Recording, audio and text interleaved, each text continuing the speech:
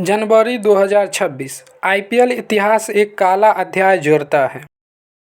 BCCI ने KKR को आदेश दिया, मुजफ्फर रहमान को रिलीज करो।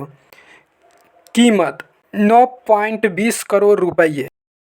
वजह हालिया घटनाक्रम यानी बांग्लादेश में हिंदुओं पर हमले।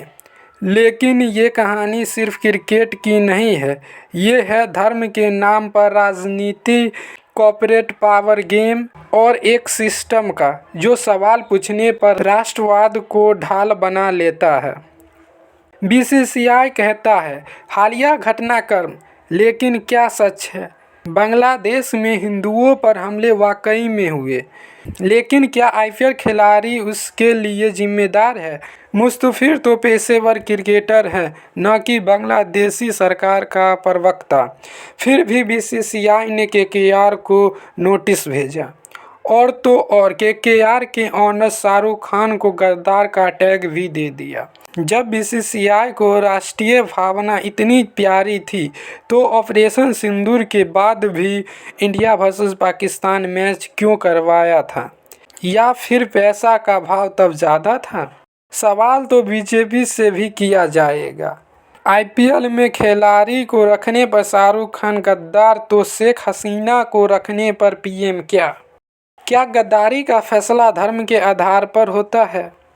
अब आते हैं मुख्य मुद्दे पर। बीजेपी आरएसएस का हिंदू धर्म प्रोपेगेंडा मॉडल। ये मॉडल सिंपल है। पहला, चुनाव से पहले हिंदू खतरे में है। दूसरा, राष्ट्रवाद का मार्क्स, जो बीजेपी का बात न माने वे गद्दार। तीसरा, कॉर्पोरेट फंडिंग, जो पैसा दे वे राष्ट्रवादी। लेकिन 2025 से 26 में इस मॉडल का असली चेहरा खुल रहा है। अमित शाह, आपके गृह मंत्रालय के पास बांग्लादेश में हिंदुओं की सुरक्षा का प्लान है या सिर्फ वोट बैंक?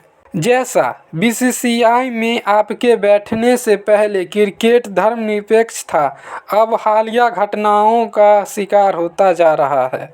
सोशल मीडिया पर troll army hashtag boycott KKR trend करवा रहा है।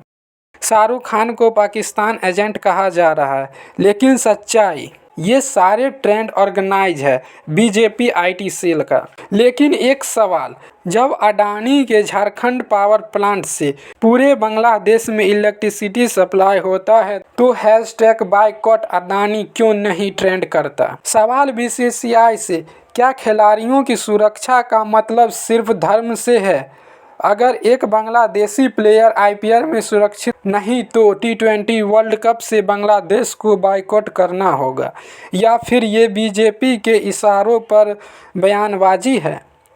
गृह मंत्री अमित शाह, बांग्लादेश में हिंदुओं पर हमले रोकने के लिए भारत ने क्या कूटनीतिक कदम उठाए, या फिर आईपीएल से खिलाड़ी हटाकर वोट बैंक सर्टिफाइज कर रहे हैं? ये कोई नई बात नहीं है। बीजेपी का हिंदू मॉडल 100 साल पुराना है, लेकिन 2024 से 26 में इसने नया रूप लिया है। पहले बोला जाता था बाहरी खतरा है, अब बोला जाता है आंतरिक गद्दार है। 2026 के शुरुआत में हमने देखा, अगर तुम खिलाड़ी हो तो तुम्हारा धर्म और राष्ट्र तय होगा। अगर तुम ऑनर हो तो तुम्हारा पैसा और पावर तय होगा। अगर तुम सवाल पूछोगे तो तुम गद्दार हो। लेकिन हम सवाल पूछेंगे, क्योंकि सच्चा भारतवासी वो है जो सवाल पूछता है, जो धर्मनिरपेक्षता पर यकीन करता है। आपका सवाल हमारी ताकत है। कमेंट में बताएं, क्या आईपीएल को धर्मनिरपेक्ष होना चाहिए?